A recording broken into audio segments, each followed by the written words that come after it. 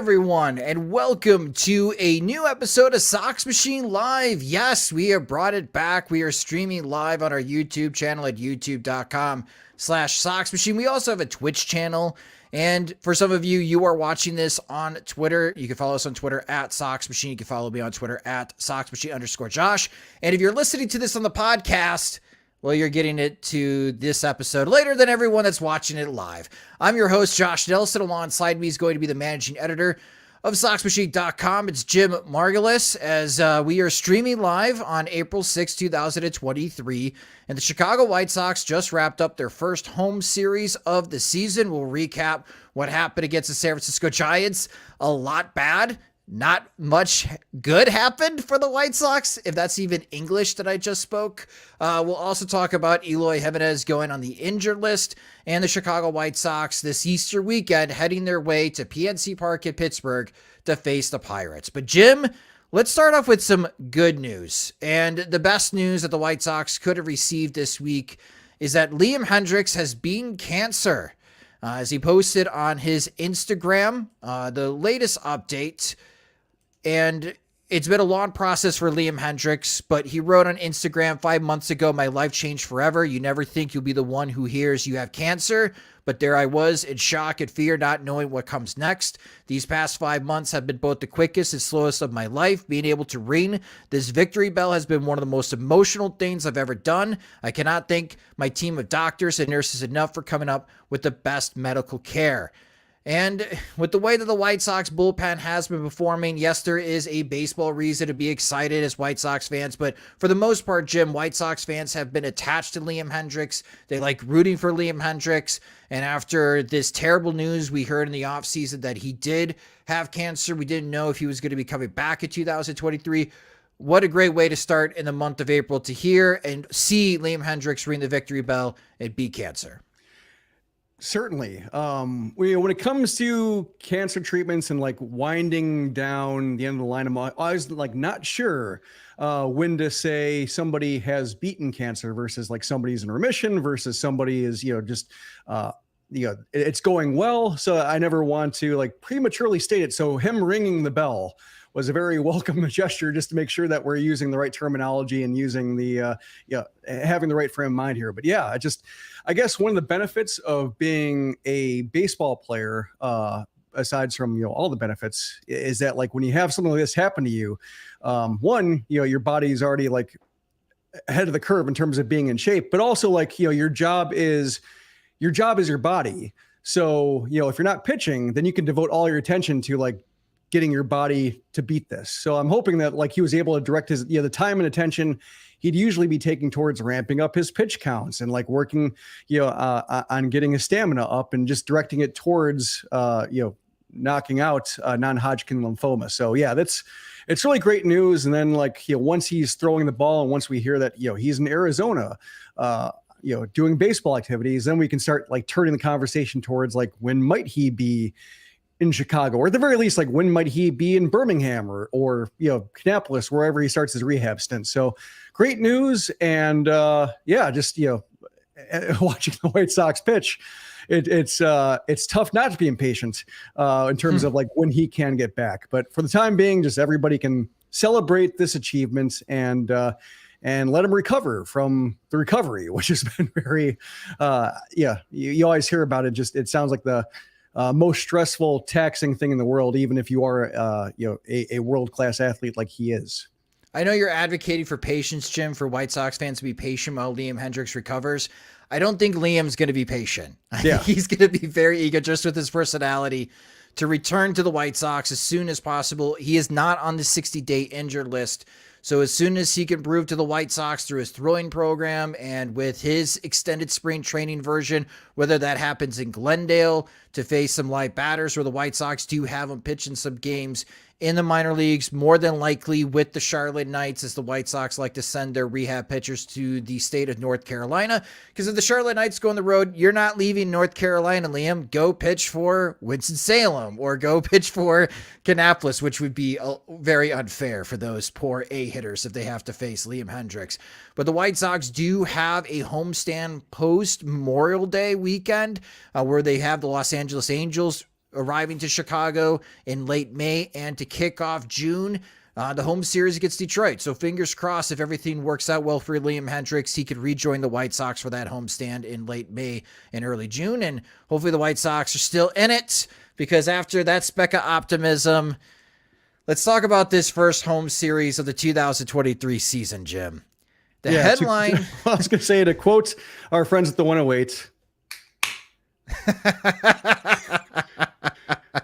Oh, the cracking of a beer can. It felt like that kind of night. The White Sox got crushed by the San Francisco Giants. They lost 2 out of 3. They won Dylan Cease's start, and he was under the weather, as we found out post-game. So even though he wasn't at his sharpest, he kept the Giants to just 1 run over 5 innings. That's a lot more than what Lance Lynn and Michael Kopech could say. And taking a look at the recap of this series, and it's not pretty, folks. Again, the Giants won 2 out of 3, and they did it in crushing fashion. In 3 games against the White Sox, the San Francisco Giants scored 31 runs. The White Sox scored 16 runs, which is good for a 3-game series. The home run disparity is incredible. And when I say incredible, I mean incredibly bad. The San Francisco Giants hit 12 home runs. That is the most home runs they have hit in a 3-game series, I believe, since like the 1960s. And this is a franchise that plays road games at Coors Field. The White Sox hit 1 home run. 1 home run. And when you talk about walk to strikeout ratios, the White Sox only walked 8 times in the 3-game series. They struck out 22 times, which is not terrible. But the Giants walked 22 times in this series, and they did strike out 31 times. We had a feeling the Giants would strike out often in this series, and they held up on their end of the bargain. But Jim, I was not expecting this home run disparity. The Giants are very much ball and air, and that really proved to be the significant difference between the White Sox and Giants in this series. Well, it's like part of the reason they struck out a lot is because the White Sox couldn't get them out any other way. Like when you see 22 walks versus 31 strikeouts, like 31 strikeouts over 27 innings is a lot, unless you're, just on base a ton and you just have so many batters come up that eventually, if they're not grounding out or flying out or popping out, what have you, just like strikeouts are might be the only way it happens. So yeah, it was rough. It looked like, Cease had a cold, at least that was the line, but otherwise, it looked like a lot of dead arm out there. Like everybody was either not sharp or velocity was down, location was off, all of the above. It was ugly. Yeah, let's get into that in a moment right here, because Michael Kopech and Lance Lynn, they got rocked. And we're going to talk about Lance Lynn first and break it down from a StatCast perspective. And with his StatCast breakdown, Lynn threw 99 pitches, and for those that are watching on YouTube and Twitch on Twitter, you can see as far as the numbers. For those listening to the podcast, I want to draw your attention to the data when it comes to the cutter. And Lance Lynn threw the cutter 14 times. The average exit velocity from San Francisco Giants hitters, Jim, against the cutter was 102.3 miles per hour. The slowest exit velocity was 95 miles per hour. So that means that every time the Giants made contact against Lance Lynn's cut fastball would register as hard hit contact on StatCast. And he threw that in the strike zone. And unlike Mike Clevenger's start against the Houston Astros, where Clevenger did a really good job living on the edges, Lance Lynn unfortunately lived in the middle of the strike zone. And when looking at the rest of his StatCast data here, Jim, especially his fastball velocity, I don't know if Lance Lynn can be that pitcher anymore where he can challenge hitters right in the middle of the strike zone. I just don't think early his pitches are that good enough that he can get away with it. And clearly they are not, especially the cut fastball. I hesitate to bring this up, but I want to get it out of my head, just so everybody else can, vet it and see if it's right or if I'm, completely off. But to me, watching Lance Lynn's cutter reminded me a little bit of late stage Dallas Keuchel. Oh, like James, I have to use your birth name. Like that. You just shot me with a paintball gun in the heart with that statement. Well, I bring up the dead arm thing. I start with the dead arm thing because his velocity was down like a couple ticks with his fastball, down from his first start, and his cutter was down too. And the cutter just didn't seem to have much on it. So that's why, I mentioned dead arm first, because, Cease's velocity was down. Jose Ruiz's velocity was down. It seemed to be a running theme. And sometimes this is the time of year where it happens. So I'm going to say that. But the results, like you mentioned, the exit velocity, the ball not getting there, hitters' barrels beating the ball to its spot. That was like the difference between like Keuchel's cutter at 89 versus Keuchel's cutter at 87. And to me, it's just like he's walking that thin line between like, the ball getting a pop-up or a ground out or a jam shot that goes nowhere, and or maybe even a strikeout where he grabs his crotch and curses some old time gibberish walking off the mound. But in this case, like watching the Giants square it up, opening day, or the first game of the series, Michael Kopech that talks about tipping, but after watching Lynn get squared up, I don't think you can go to back to the tipping well twice. So you have to say like, well, is his stuff underpowered? And I think on Thursday it was.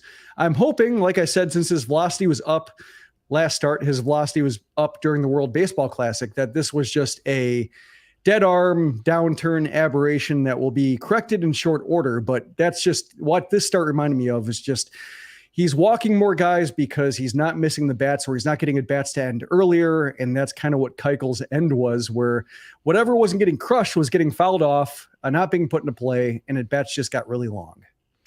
Yeah, out of the 99 width, like, no bueno. Not the, you just can't have it. You can't have it in today's major leagues, where 99 pitches, 9 whiffs. Now, speaking of whiffs, let's talk about the next guy that got rocked, and that's Michael Kopech. And he allowed 5 home runs in the home opener, and being in attendance for that game, I couldn't believe on how loud the boos were for Michael Kopech as he walked off. But with his four-seam fastball, he was able to generate 8 whiffs, and the exit velocity was around 90 miles per hour. So he did a really good job limiting the hard contact on the four-seam fastball, even though he gave up a few homers on that pitch. And his changeup, he liked his changeup, and I don't blame him. He got 7 swings generated against the changeup, and he got 4 whiffs. That's a good ratio, as Michael Kopech got 12 whiffs on 91 pitches. However, 20 sliders, 5 curveballs, 0 whiffs.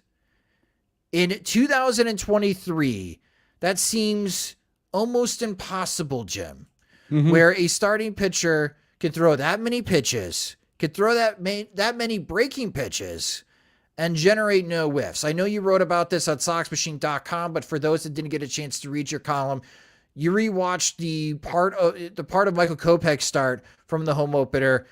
Could you tell at all if he was tipping pitches?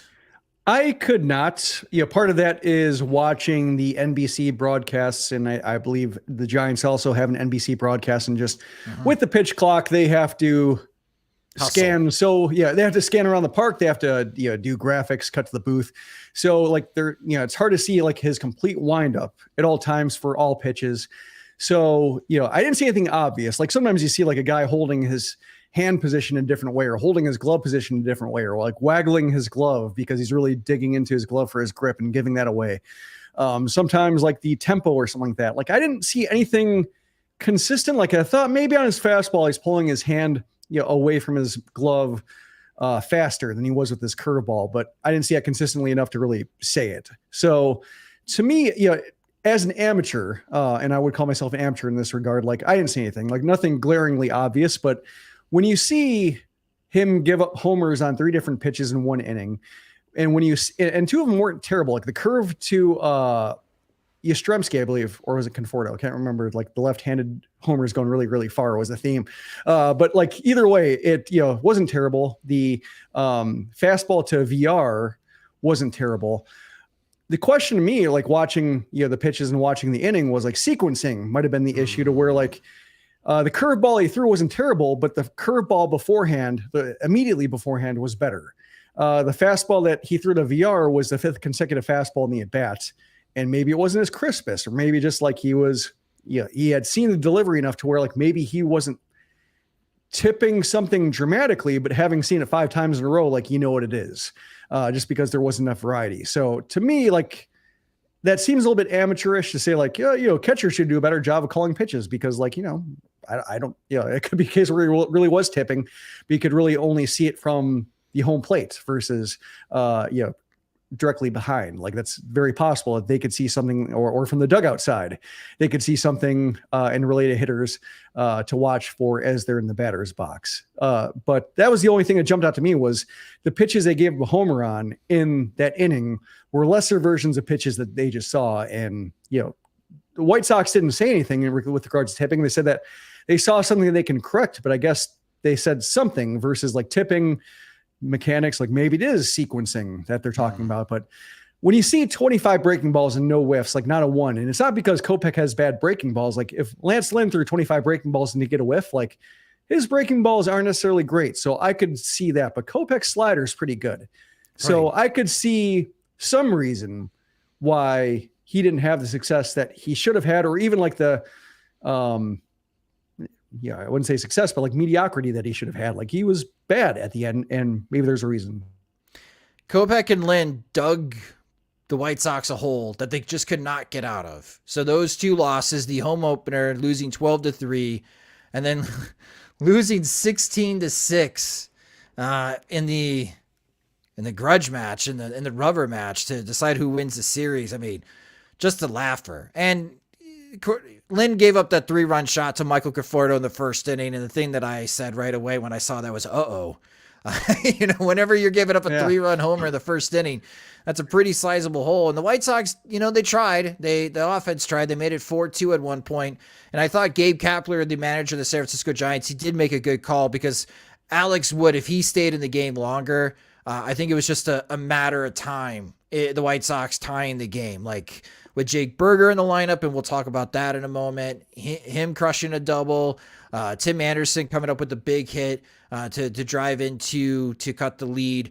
Like, I just felt like it was a matter of time. If Kapler stayed with Alex Wood for a 4th or 5th inning, maybe the White Sox catch the Giants halfway through the game. But to give up 16 runs in that game, they give up 12 in the home opener, and ultimately give up 31 runs. It's like, what happened in Houston? Did you guys not bring the pitching back home with you? You were so good against the Astros, but after what the Astros struggled with against the Detroit Tigers at home, maybe that result in Houston is not as great as I thought it was, Jim. Well, and the walks were there too in Houston.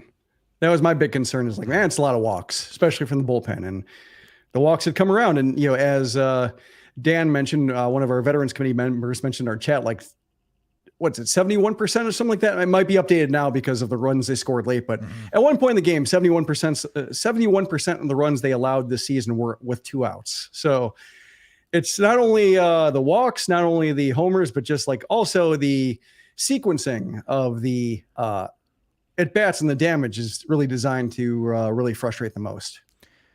Well, while my initial impression of Houston was that was a great result, maybe lesson. My breakout player for this season, when we did our predictions, was Jose Ruiz, because what we saw from Ruiz at the World Baseball Classic was really electric stuff. What we are seeing of Jose Ruiz is a completely different guy. I don't know what happened. I don't know if he just stayed with Team Venezuela and went back to Venezuela and we have some clone of Jose Ruiz.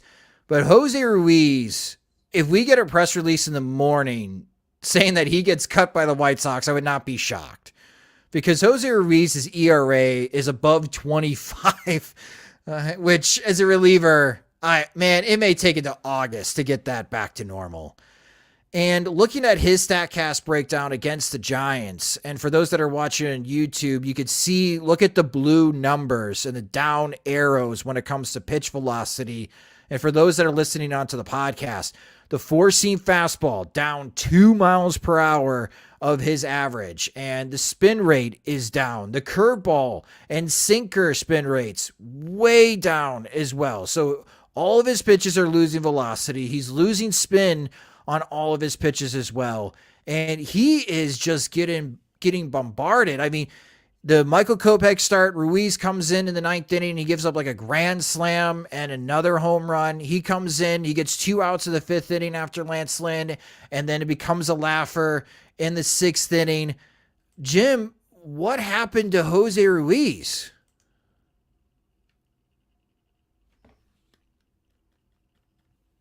Jose Ruiz happened to Jose Ruiz, in my opinion.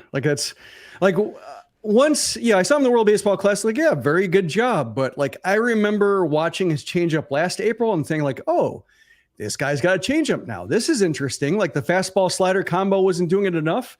Maybe the changeup is going to be the difference maker. And then after a few weeks, hitters figured it out. They just need to update the scouting report, see some video, and oh, he's just back to being a low leverage guy. And that was the 6th time probably he had reverted to low leverage guy after trying to toe his way up into some more important 6th and 7th inning situations. And just the Peter principle just knocked him back down. So to me, I just want to see during the regular season, more than a month to really believe in him and say it's nice. Good job. World Baseball Classic important. People they were having fun. It was really important to do. So good. But before then, his skill has been never being the worst reliever in the bullpen at one time, which has been Matt Foster goes up and down. Some various lefties go up and down. Tanner Banks goes up and down. Ruiz is, in low leverage situations, he makes innings go by fast, which is managers like that. Managers like when games that are out of hand don't get any more complicated than they need to be. And so that's why he's been hanging around. He also can't be sent down to Charlotte. He's out of options. So their options are literally limited, but also he's served a role. He's carved out a niche that managers tend to like, as long as they know exactly what they're going to get. And he's been pretty good delivering exactly what they're going to get and nothing more. Now I think that he's making a mess of these unimportant situations. That's when the conversation might turn a little bit. Maybe his job's safe for a little bit because Gregory Santos, who his fastball doesn't quite look like it's doing anything to major league hitters, even if it's hitting triple digits, he can be sent down freely. They have a little bit of flexibility with him. So Ruiz doesn't need to go immediately, but when Liam Hendricks is looking to come back or Garrett Crochet is coming back, by mid-May, if they've already exhausted all their other options and Crochet is about to come back, Hendricks is about to come back, that might be his time to go because his combination of pitches doesn't really look like it's working. We got this super chat comment from our friend Beef Loaf. Thank you so much, Beef Loaf. That you're our first super chat. Thank you. Post a question for us during the live stream. Would you DFA Jose Ruiz at this point? Now, this is going to sound crazy coming from me as someone that picked Jose Ruiz to be my breakout player. And I misquoted. I'm sorry. He has a 22.09 ERA, not above 25. I'm sorry. It's above 22. I don't know how many more opportunities you give Jose Ruiz, Jim. I know you just mentioned that maybe you wait until late May. I don't think you can wait until late May. Well, I just don't wait until late May. Just if he somehow dodges DFAs here and there because somebody else is optioned down and he's back to being low leverage. By the time 2 arms come back, he might not be able to dodge that. I think you could just start the revolving door now. Can you afford another blow up in Pittsburgh? Can you afford another blow up in Minneapolis? I mean, that's the upcoming series for the White Sox, the Pirates and the Twins. And I know it's still very early in the season, but the Twins are playing good baseball. The Guardians are playing good baseball. You don't want to dig yourself too much of a hole early that you have to try to climb back from. And again, I know we got 155 games left to go in this season, but you have 3 relievers with options already in AAA. And if Jose Ruiz has posted a 22 ERA, and it's still 22 ERA if he gets another appearance against Pittsburgh and Minneapolis, Jim, I don't know if he makes it to the next homestand if he continues to pitch this poorly. The thing is, I look at Charlotte's roster and, Tanner Banks is there. He's lefty, but he actually struggled against lefties last year. He's got reverse splits. And I like him in the bullpen just for somebody who gives them a 2-inning guy, like somebody who's used to throwing extended outings. Like I wouldn't have him come in and replace Jake Diekman and try to get lefties out because he was mismatched as somebody to try to get lefties out. Like his primary pitch is his changeup in terms of secondary offerings. And, that's typically not a great pitch against lefties. So like he's there, but otherwise you look at like Nick Padilla, Franklin German, like, they're okay, like decent candidates, but like not really remarkable, kind of one pitch guys, or at least, in the case of German, he's more of a one pitch guy. Padilla is like 2 pitches, but also like Ruiz, like 2 unremarkable pitches based on what we've seen so far. So it seems like it'd be more of the same. So I think he'll get a little bit of a leash, just nothing important. But, should the rest of the bullpen be stable and on upswing, like I can see maybe Tanner Banks coming up. But I think like if he and Gregory Santos are both struggling or both, not trustworthy in anything besides garbage time, then I could see Tanner Banks coming up for maybe Santos first, just to give them a 2-inning guy, give Ruiz like a couple more games just to see if there's anything there. And if he's still throwing like in the high or short of 94, like high 94s, which is a weird way to say, like, if his average fastball is still less than 95 miles per hour, when he usually sits like 96, 97, I don't know what he has. So that's kind of how I look at it is if his velocity comes back, I see him staying around a little bit longer. If it continues to languish where it is, like that's not really a pitcher. We got this comment from Brian. Hanser Alberto single in the 9th inning won me a parlay today, so I like to spread the wealth. Thank you, Brian, for the super chat. And in this series, Hanser Alberto got that as the pitcher. Yeah, pitcher's hitting. He pitched twice in this series. Yeah, it bums me out that position players pitching has been drained of all its joy. Yeah. Like I remember being an occasional treat as for like waiting out an 11-run game and like seeing Matt Davidson come in, or like Casper Wells or Alexi, like trying their best. Like, we have good arms. We've been wanting to see what we can do. Larry Garcia, we're going to throw like the mid 80s to low 90s and throw a breaking ball we've been toying around with and see if we can get hitters out. Like that was interesting. Kind of like watching pitchers hit and try was interesting. And, not necessarily something you want to watch every day, but like as an occasional thing, like, yeah, see what the guy with the good arm in the infield can do against hitters. Like I didn't mind that, but this is like throwing, lobbing in pitches in the 60s and like Matt Beatty was in the 50s. Like, no, like it just, I'd rather see like managers like do the curling thing and handshake, concede the game versus having, position players come in because like, yeah, just, it's such a bummer that something that used to be a little bit fun is now just, basically a pure efficiency practice and nothing more. Well, I mean, Hanser Alberto, he's got a couple hits already for the White Sox. He's got a couple of relief appearances already. He's making up for Larry Garcia, man, in that super utility role for the White Sox. He's on pace for like 30 appearances this year. Let's not get to that unless the White Sox are going to suddenly have some blowouts. Yeah, we're going to take a comment real quick. I saw a comment from As and Rec talking about. Actually, I didn't log in, so I can't add it to the chat here. I'll have to do it again. But hard to believe that this bullpen had no room for Nick Avila last week. And I was thinking, like, were the Giants just like super satisfied about that? Like, not only are they beating the brains in of the White Sox like front end relievers, but they're just like, they got to get their guy back too. I mean, they gave up so many guys due to the Rule 5 draft and such that they're probably trying to claw back any talent they could to shore up their pitching staff. But I wonder if that crossed their mind, like. Yeah, or not. But just like, at least if it were a Rule 5 pick, you'd understand why they're struggling. And you'd see like, at least there's a room, like this is a game a Rule 5 pick can contribute to and keep his roster spot for and spare other arms, especially like somebody like Avila who can throw like 2 innings at a time. But in this case, like they didn't even have that going for him.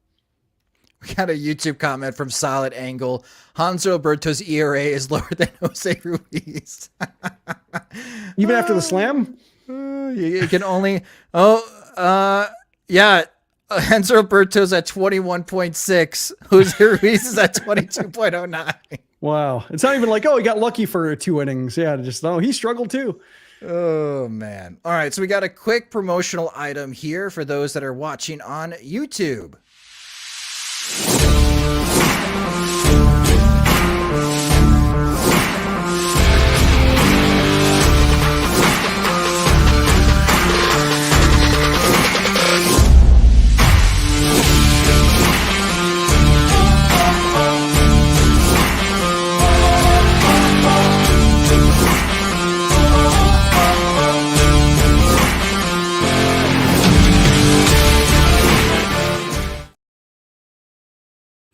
Yes, we are a month away from the hashtag 180 road trip in Cincinnati from May 5th through the 7th. We look forward to meeting everyone in Cincinnati. And again, if you haven't gotten things planned out for your trip already, and if you are looking to still need to get tickets or your Airbnb or hotel, highly encourage that you do those things now.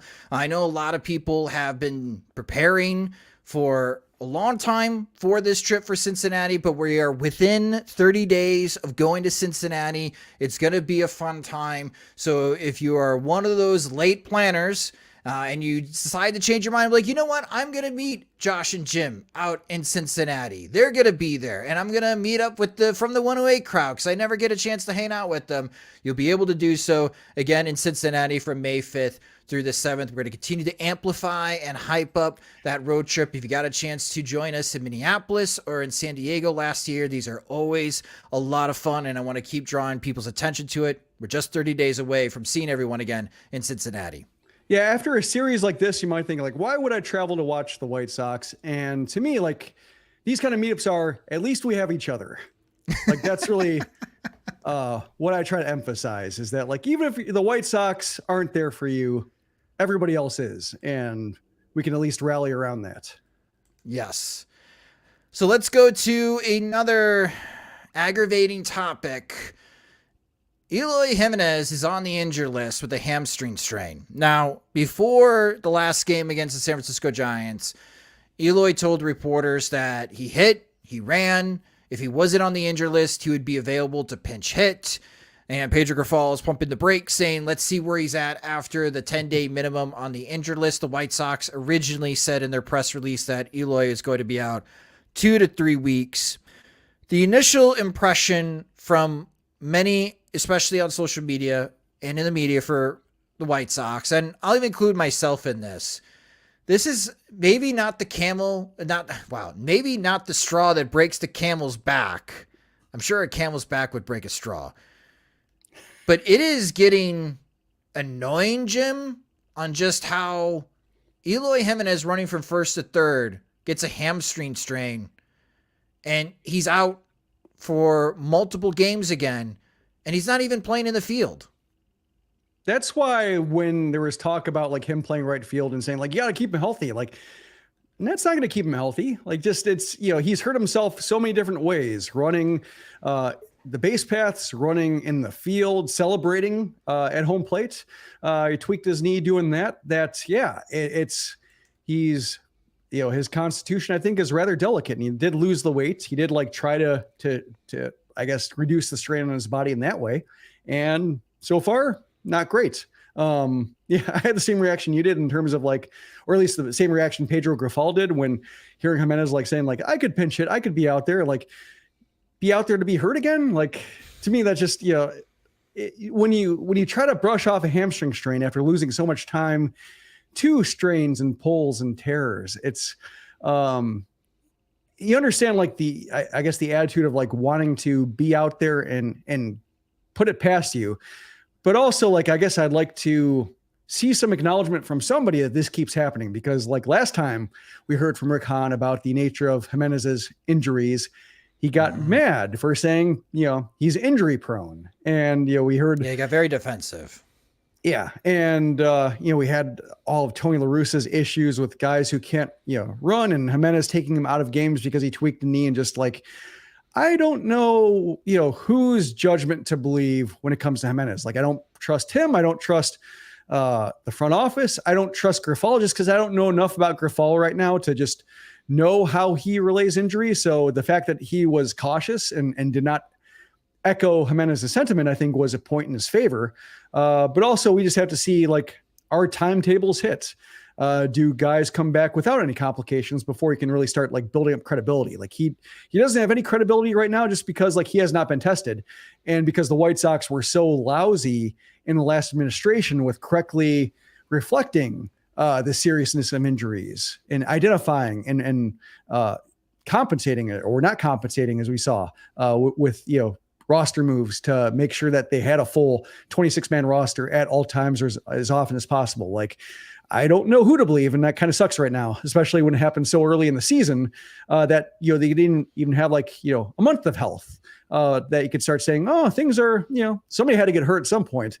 And 30 games in the season, it feels like a fair time for one body to start like being affected by wear and tear. But 5 games in, like if you told me like the over under for the first soft tissue injury was 5.5 games, that's like, man, that's cynical. But also like, I would not bet against that either. Or I would not bet the over.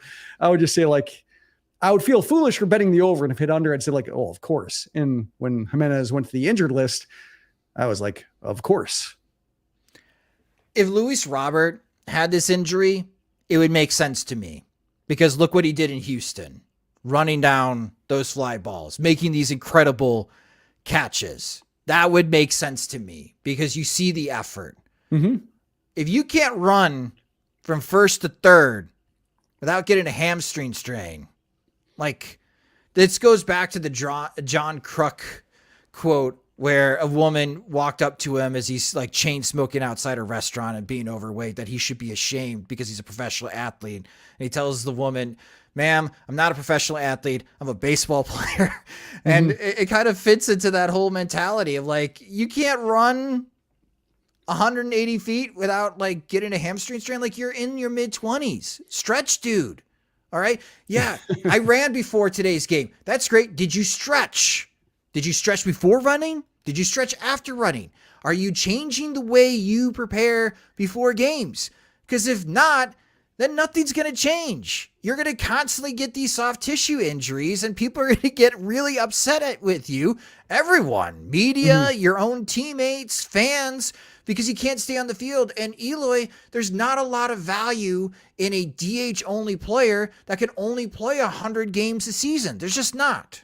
Yeah, I remember I think I've brought this up in one forum or another, talking about like my dad calling me and saying like, I've been watching the Stanley Cup playoffs and watching guys change directions, go back and forth for 60 plus minutes, get hit, you run the boards, get their legs taken out from under them. They get back up there. They're back out there, every other day.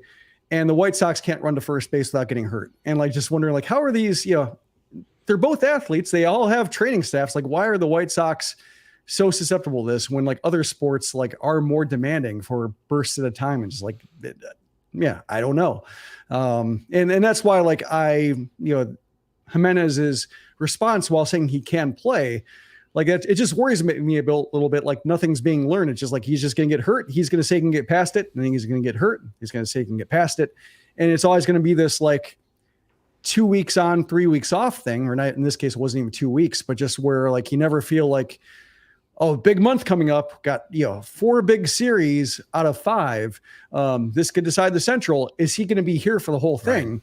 And that, that's why I just, Robert, seeing him go full speed, seeing the legs come back 30 feet per second, elite sprint speeds in the field on the base paths. Like, yes, like, he's finding that gear. Like Jimenez, as you mentioned, just like, when he doesn't need to find a gear and he's still getting hurt, like, because even going from first to third, he wasn't like, he didn't need to go all out. That was an automatic first to third for a guy with decent speed like he has. And just still like, yeah, it's not confidence inspiring to say the least. Our friend B-Flow posted a comment in the YouTube stream. Eloy should rollerblade on the bases. That should be allowed. I'm good with that. John Nava, Eloy should have a designated runner like softball. Or like our family's 4th of July wiffle ball games. So this is what I want to happen in the next couple of weeks.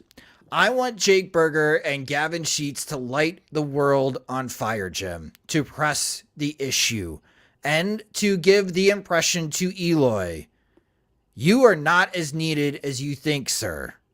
And hopefully that sparks some type of motivation, because he can motivate himself. When Pedro said, you're going to learn how to play right field and it's not guaranteed you're going to start because we got this guy named Oscar Colas coming up, Eloy took that seriously and he lost weight in the offseason. You can push him. He needs to be pushed. Like, I'm sorry for how little he plays in the field and how little he actually runs in games. I'm a little over the soft tissue injuries with a 26-year-old DH. I would like Jake Burger and Gavin Sheets to light the world on fire to present the question legitimately, what are the White Sox going to do? Because if a Jake Burger and Gavin Sheets DH platoon makes the most sense because they're both crushing in their platoon advantages, then what do you do with Eloy? That's a good question. Like, ideally, if you could have like Jimenez hitting as well or nearly as well as like a Sheets Burger platoon performing at its best, you would rather have Jimenez just because you'd rather have the extra roster spot. Right. You'd rather have like the extra flexibility, because when you have Sheets and Burger and Jimenez and Vaughn, that's like 4 first basemen on a roster. And White Sox love that. Like, yes. that's like, they always end up in a situation where just like, it's like the drill tweet with candles. First baseman of the White Sox candles, just like, help me balance my roster is dying here. To me, it's just like, if that's happening, you still have to make a difficult decision. Or maybe like it's a case where like Oscar Colas is the one who needs to go down just because like he's not quite figuring out yet. Maybe you try to get by with Jimenez in right field for a little bit with a utility guy backing him up. Get Colas some, seasoning at AAA if he's still not figuring it out and if he still looks like somebody who's not making the most of his opportunities. And then you have like a great DH if they're performing that well to where like they can force Colas down, and you have Jimenez being pushed. You have him being like, these guys have earned their keep. Your turn to earn your keep in the outfield because you're supposed to be able to play that. Like, there's still that attitude there. So that's kind of how I see like, pushing this, roster around to try to, there's always going to be like an inefficiency because of just how many, bat only guys they have on this roster. But yeah, so far, I mean, like Sheets and Burger have been hitting the ball well. And they both seem to embrace the idea of being like a 3-legged race contestant. Like, yeah, we both have, we both complement each other. We're not fast on our own, but, tie our legs together and we can beat anybody else out there. And like, I like that, I like that they know their strengths and they're not offended by somebody saying they're less than everyday player. They're saying like, this guy can make you better, or this guy makes your presence on the roster sharper because, everybody's in position to be played to their strengths. Like, yes, cool. That's what we want to see from you two. Now, Eloy, what do we want to see from you? And to me, it depends on like how well Colas is playing and just, whether this platoon is actually holding up. Because as we know with Burger, like he is susceptible to injuries just as well. Whether it's leg, wrist, thumb, etc. Like he's been banged up as well. I would like them to press the issue. We'll see if that happens. I am expecting though, if Eloy comes back and Jake Burger, Gavin Sheets, they're not able to press the issue, then Eloy is taking his spot back. But I would like Gavin Sheets and Jake Burger to rake in these next 2 weeks to force the issue. Because I think Eloy needs the issue constantly forced to keep him motivated and to keep him focused, to prevent outcomes like this. Because the White Sox, we are still waiting to see prime Eloy. We are still waiting to see Eloy Jimenez hit his ceiling ever since the White Sox acquired him from the Chicago Cubs. That is quickly becoming the Dylan Cease trade, not the Eloy Jimenez trade. Like, that is becoming Dylan Cease was the better kid. Yeah, it is. After runner up in the Cy Young race and coming out and being 1-0 and should be 2-0 with the way he's pitched. Like, yeah, it is Dylan Cease trade. Well, let's move off from this series. Let's flush it, as Pedro Grafal would say. And double flush. Look forward to this Mercy upcoming flush. weekend. As the Chicago White Sox are heading to PNC Park. I know some White Sox fans are making the trek to Pittsburgh to visit the Yinzers out there and spending their Easter weekend, getting a chance to watch the White Sox at PNC Park. It is the home opener for the Pittsburgh Pirates on Monday, so it'll be a pretty exciting time. It's going to be a sold-out crowd for Pittsburgh. Andrew McCutchen makes his return to Pittsburgh, so that's going to be a pretty cool ovation to see, and I'm sure when Brian Reynolds also gets announced, the Pirates fans are going to make their voices heard all the way up to the owner's box to stop fiddling with these extension talks and sign the man, as we'll take a look at the pitching probables for the Chicago White Sox in this series. So Friday is a 3:12 p.m. Central Time start. Lucas Giolito is going to be making that start for the Chicago White Sox. On Saturday at 5:35 p.m. Central Time, Mike Clevinger will be making his second start of the year. And fingers crossed for a bounce-back start from Michael Kopech. He'll be making that on Sunday at 12:35 p.m. Central Time. This sets up very nicely for the White Sox because the following series is in Minneapolis, a Twins team playing very good baseball, Jim. And you're going to have Dylan Cease take the ball on Monday, Lance Lynn take the ball on Tuesday, and Lucas Giolito take the ball on Wednesday against the Minnesota Twins. But before we look forward to that series, the White Sox have to take care of business against Pittsburgh. And the Pirates are playing pretty good baseball to start the year. They're 4-2. And I mentioned Brian Reynolds, and I bring up his numbers early. 6 games, he already has 4 home runs this season. His OPS is over 1,400. And watching his highlights and watching the opportunities to catch a couple innings here for Pirates baseball, because I was curious on just how Brian Reynolds would start this season because he wanted to get traded. That didn't happen in the offseason. You have these contentious extension talks going on between Pittsburgh and Reynolds, in which Pittsburgh doesn't want to give the opt-outs that Reynolds is asking for.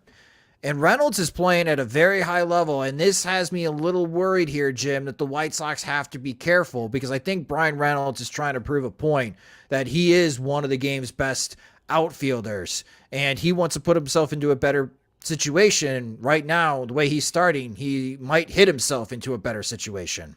Well, it's like he saw Aaron Judge's contract drive and said like, oh, I'll do that. Yeah. Maybe not 62 homers, but like in terms of just everything else, like just production, being able to play center field and cover corner outfield spots as well. Yeah, I like him hitting this well because like I wanted to trade Andrew Vaughn for him, and I wanted to trade Eloy Jimenez for him, over the last couple of years. So I prefer him to play this well. Maybe not this weekend, but just in general to make it not seem short-sighted. Like I want the guy who's playing well for the Pirates the one year and then disappeared, and I would have given up. Like Andrew Vaughn's off to a good start, so like if Vaughn is going to replace Jose Abreu just fine, and like Reynolds faded out, like that would look foolish. So the better Reynolds plays, the better my and fairer, or maybe even unfairer, my trade proposals were from previous seasons. So let's bring this back up again, the pitching problems for those that are watching on YouTube. Again, these are the second starts from Giolito, Clevinger, and Kopech. Let's start with Lucas Giolito, Jim.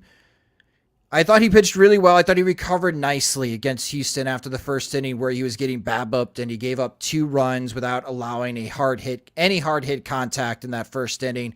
And the only run that he gives up later in the game is an unearned run. What are you hoping to see from Lucas Giolito in his second start? The stuff staying the same. Like, I think that was my concern watching the last 3 starts, or maybe last 2 starts, because Kopech made it his debut, whereas Cease and Lynn already had 1 starts under the belt, but both had velocity dips, both had control relapses in the case of Cease. So, like, basically, I just want to see one starter here, whether it's Giolito or Clevinger, between the 2 of them, just come back like with their pitch data looking the same, like no blue arrows on their StatCast lines when we look at them after the game or during the game, because like having all 4 of them, 5 of them, depending on like whether you consider like Kopech a fixture of the rotation, that would be concerning to have so many velocity dips so soon. Usually there's some ebb and flow, but over the course of a year, like it's happening at different times, and you're able to cover those bad weeks because somebody else has stepped it up. And with Clevinger, I thought he did a really good job staying out of the heart of the strike zone. I joined Dan Bernstein and Lawrence Holmes and Layla Rahimi on this past Monday at Cork and Carry, and they asked me, what did Clevinger do to be successful? When you look at his StatCast numbers and you look at the heat map, I thought Clevinger did a really good job staying out on the edges. I think that's going to be important for him because, Jim, even though he's throwing 95, 96 with the fastball velocity, and he was able to maintain that for 5 innings, that was a concern for me because he struggled with that last year pitching in San Diego.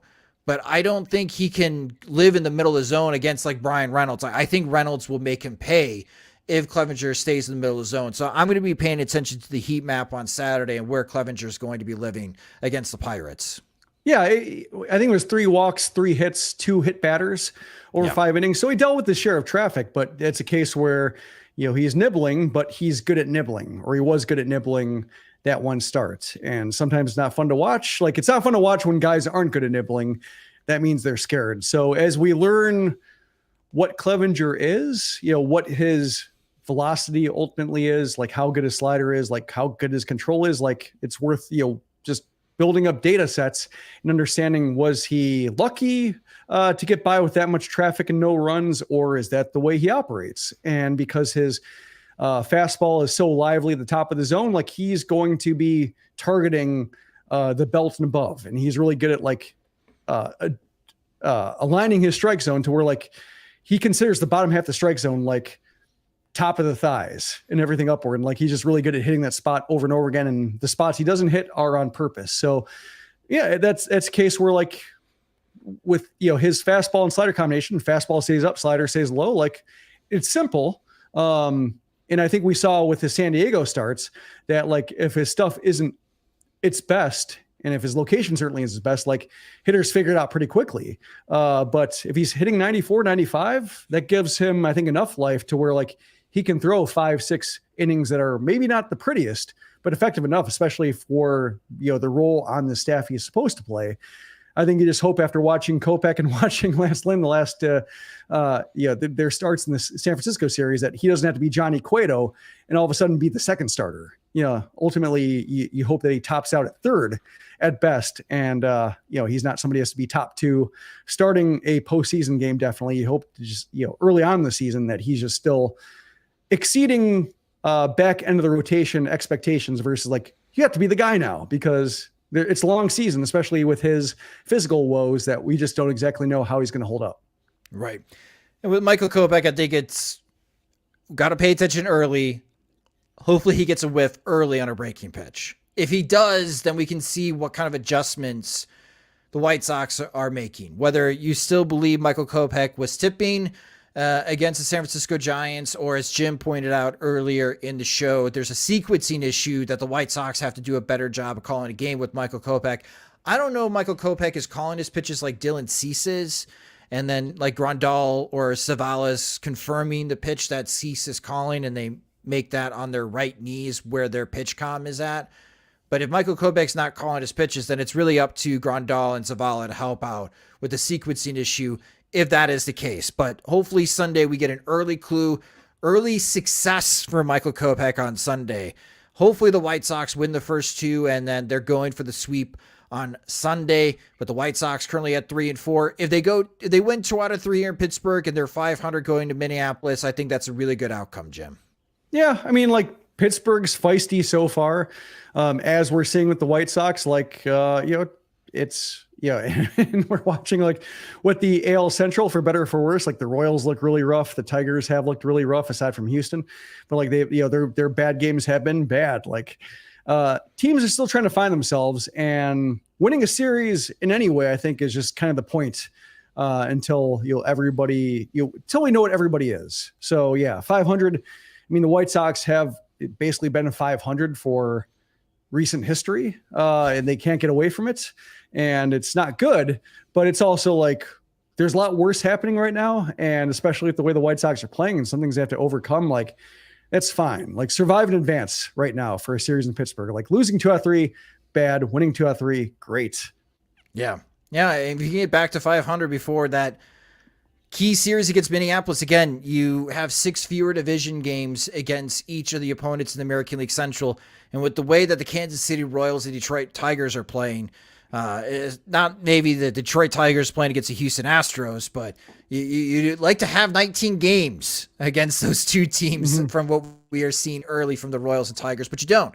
And you only get 13 games against the Twins, so 3 early, especially in Minneapolis. So that would be a big series that we will be previewing in the next episode of the Sox Machine podcast. But that will do it for this episode at Sox Machine Live, as we'll be handing it off to our friends from the 108. You can go check them out at youtube.com/from the 108 as they continue the conversation. My Sox Summer told me that he's got a feisty rant early in the show, so definitely check that out. And you can visit their YouTube channel at youtube.com/from108. But if this is the first time you have watched Sox Machine live, welcome to our YouTube channel. You can subscribe to our YouTube channel at youtube.com/Sox Machine.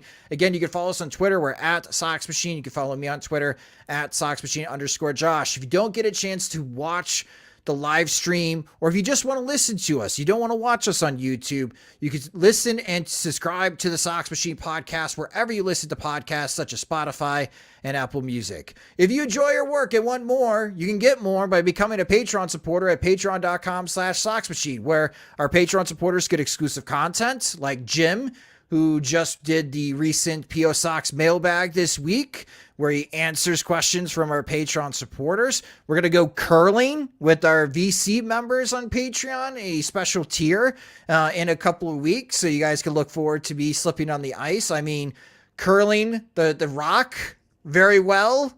We'll see. But not only do they get exclusive content, they get ad-free versions of both the podcast and website and our new Sox Machine swag. Again, you can sign up at patreon.com/Sox Machine. Monthly plans start at $2, or you could save with an annual subscription. Sox Machine Live is a production of SoxMachine.com, your home for all things Chicago White Sox baseball and part of the Blue Wire Podcast Network. Alongside Jim Margulis, I'm Josh Nelson. Thanks for watching and listening.